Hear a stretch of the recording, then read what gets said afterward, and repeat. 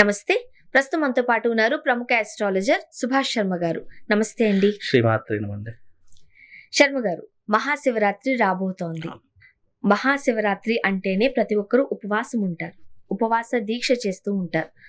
మొదటగా మహాశివరాత్రి ప్రాముఖ్యత, విశిష్టత గురించి తెలియజేస్తారా? తప్పకుండా తెలియజేస్తారని ముందుగా వీక్షిస్తున్నటువంటి ప్రేక్షకులందరికీ శ్రీమాత్రే నమః, శ్రీ గురుభ్యో నమః. వందే శంభుమాపతిం సురగురం వందే జగత్కారణం వందే పన్నకభూషణం మృగధరం వందే పశూనాం పతిం వందే సూర్యశశాంకవహినినయనం వందే ముకుంద ప్రియం వందే భక్తజనాశ్రయం చ వరదం వందే శివం శంకరం. జగత్తుకి అంతటికీ కూడా తల్లిదండ్రులు శివపార్వతులు అని చెప్తూ ఉంటాం. అయితే జన్మానికి ఒక శివరాత్రి అని శాస్త్రం పేర్కొంది. జన్మానికి ఒక శివరాత్రి అంటే ఈ జన్మకు మనం ఏదైతే శివరాత్రి అనుభవిస్తున్నామో మళ్ళీ నెక్స్ట్ వచ్చే సంవత్సరం శివరాత్రికి మనం ఉంటామో ఉండమో, అందుకే జన్మానికి ఒక శివరాత్రి మాత్రమే అని చెప్తూ ఉంటాం శాస్త్రంలో. కాబట్టి వచ్చేటటువంటి ఈ శివరాత్రి చాలా అత్యద్భుతమైనటువంటి శివరాత్రిగా చెప్పడం జరిగింది. తిథి, వార, నక్షత్ర, ముహూర్త, యోగ కరణాలతో కూడుకున్నటువంటి శివరాత్రిగా పరిగణించడంతో పాటు అమావాస్యకు ముందుగా వచ్చేటటువంటి శివరాత్రి చతుర్దశియుక్త శివరాత్రి అనేటటువంటిది అత్యద్భుతమైనటువంటి శివరాత్రి. అయితే ఈ శివరాత్రి అనేటటువంటిది చాలా మట్టుకు జాగరణ, ఉపవాస దీక్షలు, అలాగే ఎన్నో రకాలైనటువంటి దైవిక కైంకర్యాలు, ఎన్నో రకాలుగా భగవంతుని సేవిస్తూ ఉంటారు. అయితే ఈ శివరాత్రి రోజున ప్రతి ఒక్కరూ కూడా తప్పకుండా ఆచరించవలసింది ఏమిటి అంటే శివ పంచాక్షరి జపాన్ని ప్రతి ఒక్కరూ ఆ రోజు మొత్తంలో కనీసం ఒక 1000 సార్లైనా జపం చేసుకోవడం చాలా విశేషం.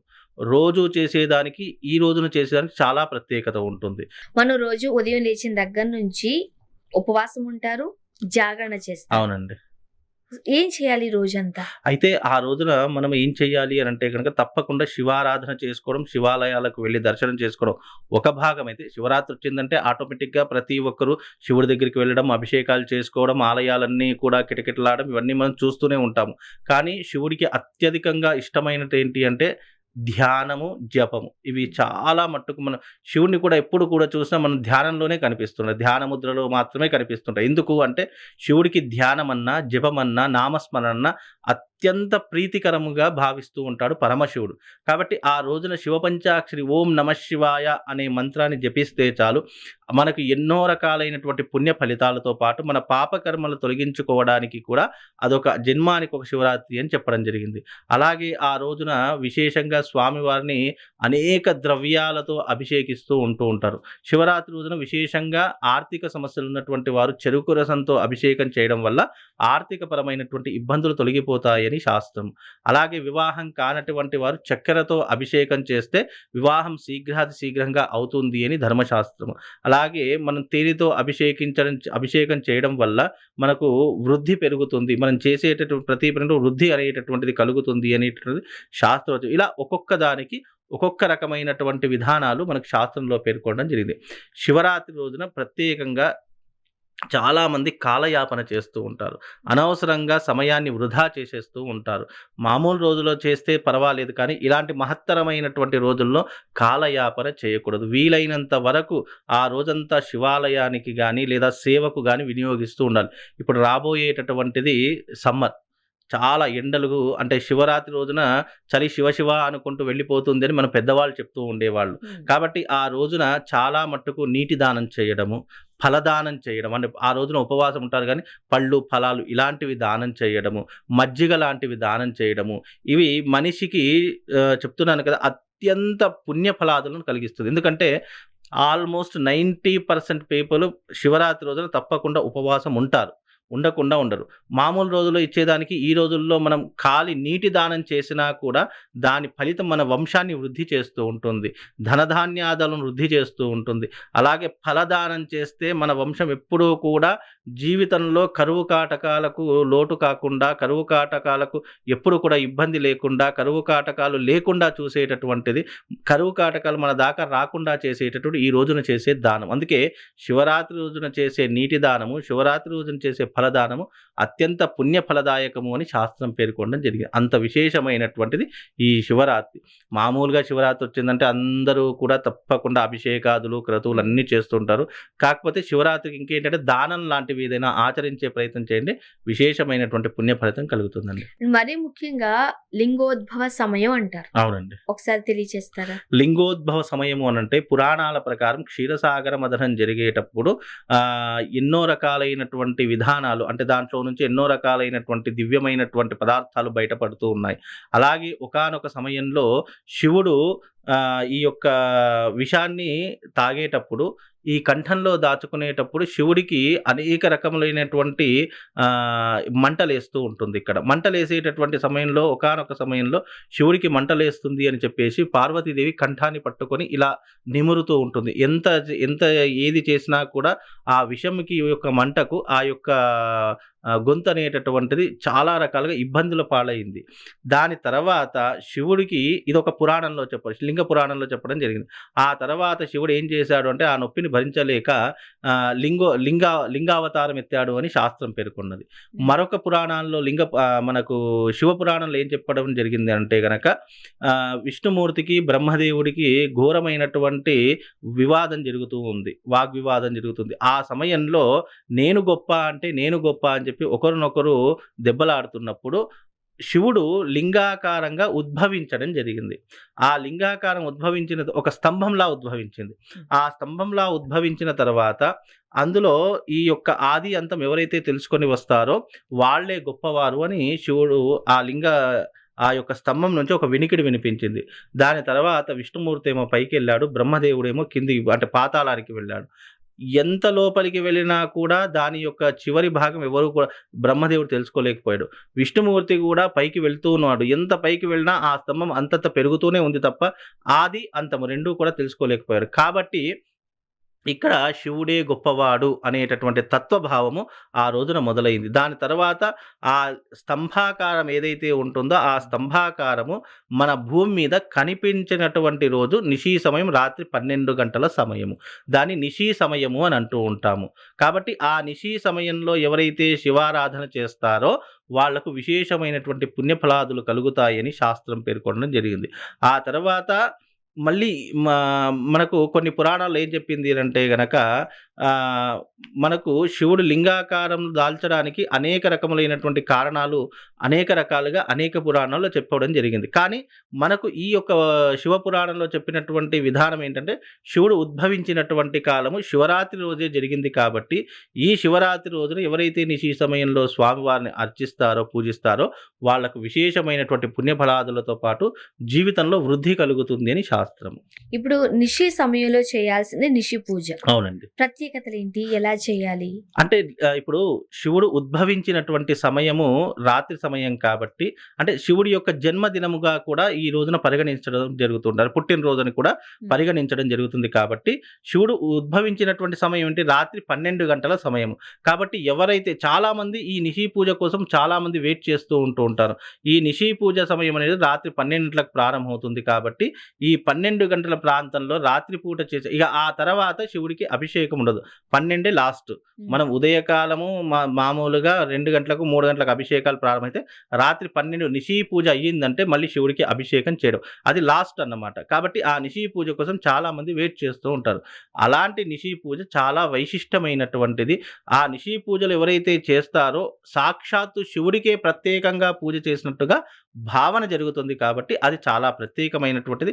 ఆ పూజ చేసుకోవడం వల్ల, ఆ రోజున అభిషేకం చేయడం వల్ల సంతాన ప్రాప్తి, అలాగే వివాహ ప్రాప్తి, అలాగే జీవితంలో వృద్ధి, జీవితంలో ఎలాంటి కరువు కాటకాలు లేకుండా, ఎలాంటి ఇబ్బందులు లేకుండా వాడి జీవితము అత్యంత ఫలదాయకంగా ఉంటుందని దాని యొక్క పరమార్థం. మహాశివరాత్రి అంటేనే తప్పకుండా ఉపవాసం చేస్తారు, జాగరణ చేస్తారు. ఫస్ట్ ఎందుకు చేస్తారు? అయితే ఉపవాసము అని అంటే శివుడికి అంకితం చేయబడినటువంటిది అని శాస్త్రం పేర్కొన్నది.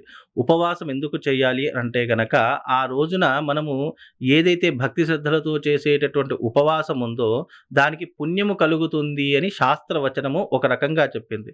అయితే ఆ రోజున ఉపవాసం ఎందుకు ఉండాలి అని అంటే గనక శివుడి మన విష్ణుమూర్తి యొక్క వీపు భాగం నుండి 2 వెంట్రుకలు కింద పడేసరికి దాని నుంచి 2 రాక్షసులు ఉద్భవిస్తూ ఉంటారు. 2 రాక్షసులు ఉద్భవించిన తర్వాత ఆ రాక్షసులకు ప్రపంచంలో సృష్టిలో ఎక్కడా కూడా చోటు దొరకదు. కాబట్టి ఈ ఆ రాక్షసులు ఎక్కడ కొలువై ఉంటారు అనంటే గనక ధాన్యము గింజలలో కొలువై ఉంటూ ఉంటారు.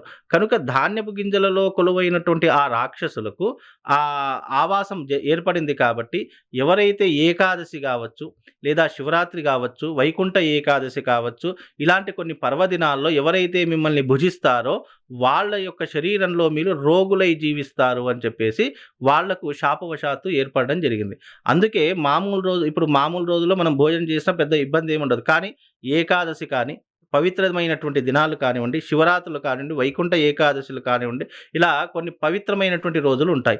ఆ రోజుల్లో ఎవరైతే ఈ యొక్క భోజనం లాంటి అంటే ఈ యొక్క అన్నం లాంటి పదార్థాలు తింటారో, ధాన్యం లాంటి పదార్థాలు, అందులో ఆ రాక్షసులు ఇమిడీకృతమై ఉంటారు కాబట్టి అవి మన శరీరంలోకి వెళ్తే రోగాల పాలవుతాము అనేటటువంటి ఒక దానితో మనం ఆ రోజున భోజనం చేయకుండా ఉంటే చాలా మంచి జరుగుతుంది అని శాస్త్రం. అలాగే ఆ రోజున పండ్లు, ఫలాలు అలాంటివి మాత్రం తీసుకోవాలి. చాలామంది అంటే కలియుగ ధర్మం ప్రకారం ఆచార వ్యవహారం మారుతూ ఉన్నాయి. అది ఎప్పుడో పురాణాలు చెప్పినటువంటి మాట. కానీ ఇప్పుడు అప్పటి జనరేషన్‌కి, అప్పుడున్నటువంటి కాలంలో ఉన్నటువంటి మనుషులకు ఇప్పటికి చాలా తేడా ఉంది. కాబట్టి అప్పుడున్నట్టుగా ఇప్పుడు ఉండలేము. కొంతమంది భోజనం చేయకపోయినా, లేదు అనంటే గనక ఏదైనా తినకపోయినా శరీరం అనేది అవస్థ చెందుతూ ఉంటుంది. కాలక్రమంలో కాలంతో పాటు కొన్ని పద్ధతులు కూడా మార్పు చెందుకుంటూ వచ్చాయి కాబట్టి ఎవరైతే ఆహ్, కొన్ని రోగాల పాలున్నారో లేదా ఏదన్నా జబ్బులు, ఏదన్నా ఇబ్బందులు ఉన్నాయి, బీపీ, షుగర్‌లున్నాయి, ఎలాంటివి ఉన్నా కూడా వాళ్ళకి ఎగ్జంప్షన్ ఎందుకిచ్చారంటే, వాళ్ళు తినకపోతే వాళ్ళ శరీరానికి అవస్థ వస్తుంది కాబట్టి, అన్నము లాంటి పదార్థాలు వదిలివేసి మిగతా ఏ పాలు, పళ్ళు లేదంటే అల్పాహారాలు ఏదైనా చేసి వాళ్ళ యొక్క ఆకలిని తీర్చుకునేటటువంటి అవకాశం ఉంది. చిన్న పిల్లలకైతే ఎలాంటి దోషం లేదు. అది పెద్దవాళ్ళకు మాత్రమే వర్తిస్తుంది. చిన్న పిల్లలు బిలో 5 సంవత్సరాలు గాని, 10 సంవత్సరాలలోపు పిల్లలకు అలాంటివేమీ అవసరం లేదు. వాళ్ళు చాలా చక్కగా భోజనం చేసుకోవచ్చండి. ఇప్పుడు జాగరణ సమయంలో సాధారణంగా సినిమాలు వేస్తూ ఉంటారు అవునండి. టీవీల్లో. అవునవును. కొత్త కొత్త సినిమాలు కూడా వస్తూ ఉంటాయి. అవును. అవును. వాటిని చూస్తూనే గడిపేస్తూ ఉంటారు. నిజంగా సినిమాలు చూస్తూ అంటే నిద్రపోకుండా ఉండడాన్నే జాగరణ అంటారా? లేదు. జాగరణ సమయంలో ఏం చేయాలంటారు? జాగరణ అనేటటువంటిది మనిషిని జాగృతి చేసేటటువంటిది. మీరు ఒక విషయం ఆలోచిస్తే మనకు సంవత్సరానికి 365 రోజులుంటాయండి. సంవత్సరానికి 365 రోజుల్లో మనము 200 రోజులు నిద్రకే కేటాయిస్తాము. హ్మ్. మనము కేవలం పని చేసేటటువంటిది ఒక 160 సంవత్సర కాలంలో 165 రోజులో లేదంటే మాక్సిమం ఒక 200 రోజులో మనం పనిచేస్తూ ఉంటాం. అంతకు మించి మనం పని చేయము. అలాంటి సమయాల్లో నిద్రకు ఎక్కువగా కేటాయించడం అనేటటువంటిది శాస్త్ర విరుద్ధమైనటువంటి విషయము. అంటే ఒక మనిషి సాధారణంగా 8 గంటలు నిద్రపోతే సరిపోతుందని శాస్త్రమట. అందుకే మన పెద్దవాళ్ళు ఏం చేశారంటే సాయంకాలం తొందరగా అంటే మామూలుగా ఆ 7, 7:30 ప్రాంతంలో భోంచేసి 8 గంటల ప్రాంతంలో పడుకొని తెల్లవారుజామున 3-4 గంటల మధ్య మళ్ళీ లేచేటటువంటి కాలం ఉండేటటువంటిది. కానీ ఇప్పుడు పరిగెత్తే కాలం.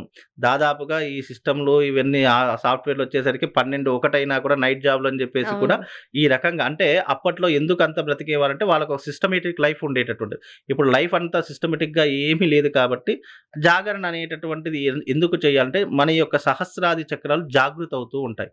శివరాత్రి సమయంలో మనం శివనామ స్మరణ చేయడం, శివ పురాణాలు వినడము, లేదా శివుడికి సంబంధించినటువంటి ఆధ్యాత్మిక కథను వినడము లేదా చదువుకోవడం ఇవన్నీ కూడా ఆ రోజున ఈ శరీరం అంతా కూడా శివుడికి అంకితం చేయాలి.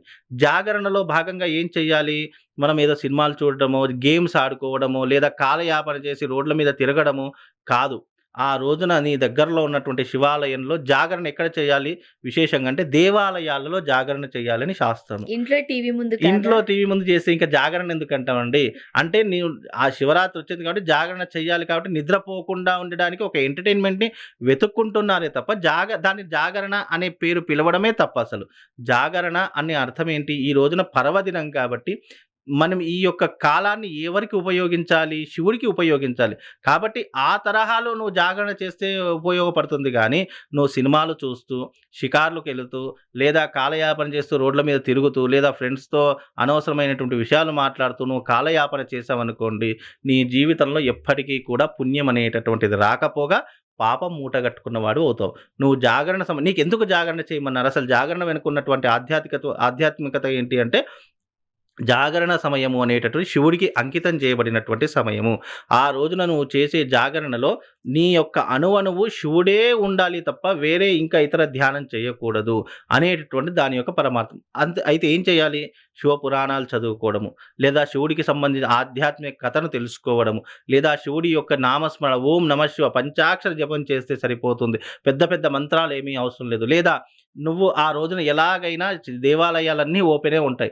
నువ్వు దేవాలయానికి వెళ్ళి శివుడి యొక్క నిర్మాల్యాన్ని తీసేయడం అంటే క్లీనింగ్ చేయడము, లేదా అక్కడ ఉన్నటువంటి భక్తులకు సహాయ సహకారాలు అందించడం, సహాయం చేసినా కూడా శివనామస్మరణే అవుతుంది. కాబట్టి ఇలాంటి గొప్పనైనటువంటి ఆధ్యాత్మికతకు ప్రేరేపించేటటువంటి పనులు చేయాలి తప్ప జాగరణ అనే పేరుతో సినిమాలు చూడడం, షికార్లు చేయడము, ఆ రోజున థియేటర్లో పాత సినిమాలు వేశారు కదా అని చెప్పేసి వెళ్ళి థియేటర్లో కూర్చోవడం, ఇవన్నీ కూడా వ్యర్థమైనటువంటి పాపపు పనులు అని చెప్పి కూడా చెప్పుకోవచ్చండి. ఇప్పుడు మహాశివరాత్రి అంటే శివుడిని ఆరాధిస్తారు. అవునండి. శివుడిని మాత్రమే ఆరాధించాలా? మరి కొంతమంది అమ్మవారిని కూడా పూజిస్తూ ఉంటారు కదా. తప్పకుండా. అలా పూజించొచ్చా? అయ్యో! అమ్మవారు లేకుండా శివుడు కూడా లేడు కాబట్టి అమ్మవారిని కూడా పూజించొచ్చు. మనకు శివాలయాల్లో ఒక్క శివుడే ఉండడు కదండీ. అనేక దేవతలు కొలువై ఉంటూ ఉంటారు. అలాగే మనకు నెలకు ఒకసారి మాస శివరాత్రి ఒకటొస్తుంది. అంటే అమావాస్యకు ముందుగా వచ్చేటటువంటి శివరాత్రి మాస శివరాత్రి అని అంటూ ఉంటాము. అలా 11 శివరాత్రులు కలిస్తే ఒక మహాశివరాత్రి అనేటటువంటిది పేర్కొనడం జరిగింది. అలాగే ఈ మాసము ఈ సంవత్సరానికి చివరి మాసము అని కూడా పేర్కొనడం జరిగింది. మనము సంవత్సరకాలు అంటే తెలుగు క్యాలెండర్ ప్రకారము, తెలుగు సంవత్సరాల ప్రకారం, తెలుగు నెలల ప్రకారం ఈ మాసము చివరి మాసము. శివుడు లయకారకుడని ఎందుకు చెప్పారు? అంటే శివుడి యొక్క శివరాత్రి ఈ మాసం కూడా చలి వెళ్ళిపోతుంది. మాసం వెళ్ళిపోయి మళ్ళీ కొత్త సంవత్సరంలోకి అడుగు పెట్టేటటువంటి రోజు కాబట్టి ఈ యొక్క సంవత్సరంలో జరిగినటువంటి కీడు, పీడలు ఏవైతే ఉన్నాయో వాటన్నిటిని కూడా శివుడు హరింపజేయాలి. మళ్ళీ కొత్త సంవత్సరం చాలా కొత్తగా జీవించాలి అనేటటువంటి ఒక ప్రత్యేకమైనటువంటి దానితో ఈ యొక్క శివరాత్రిని ప్రతి ఒక్కరు జరుపుకోవాలి. ఈ శివరాత్రి తర్వాత చలి ఎలాగైతే శివ శివ అనుకుంటూ వెళ్ళిపోతుందో మనలో ఉన్నటువంటి అంధకారము, మనలో ఉన్నటువంటి పాపములు అలాగే శివ శివ అనుకుంటూ వెళ్ళిపోయి మళ్ళీ మన జీవితం కొత్తగా ప్రారంభం చేసుకోవాలి అనేటటువంటి విధానంతో కూడా ఈ శివరాత్రిని జరుపుకోవచ్చు. అలాగే శివరాత్రి శివుడినే కాదు అమ్మవారిని కూడా చాలా భక్తితో కొలవచ్చు. అందులో ఎలాంటి దోషం లేదు. ఆధ్యాత్మికత అంటే భగవంతుని యొక్క ప్రేరణను అర్థం చేసుకోవడం. అది నువ్వు అమ్మవారిని అర్థం చేసుకుంటావా, శివుడిని అర్థం చేసుకుంటావా నీ వ్యక్తిగత విషయం. కానీ ఒక ఆధ్యాత్మికతను నీ శరీరంలో నింపుకుంటే అది నిన్ను ధర్మం వైపు నడిపిస్తుంది. అధర్మం వైపు నువ్వు చచ్చినా వెళ్ళలేవు అనేటటువంటిది శివరాత్రి యొక్క పరమార్థం. సుభాష్ శర్మ గారు, మహాశివరాత్రి విశిష్టతలు, ప్రత్యేకత, శివుడిని ఎలా పూజించాలి వివరంగా తెలియజేశారు. ధన్యవాదాలండి. శివ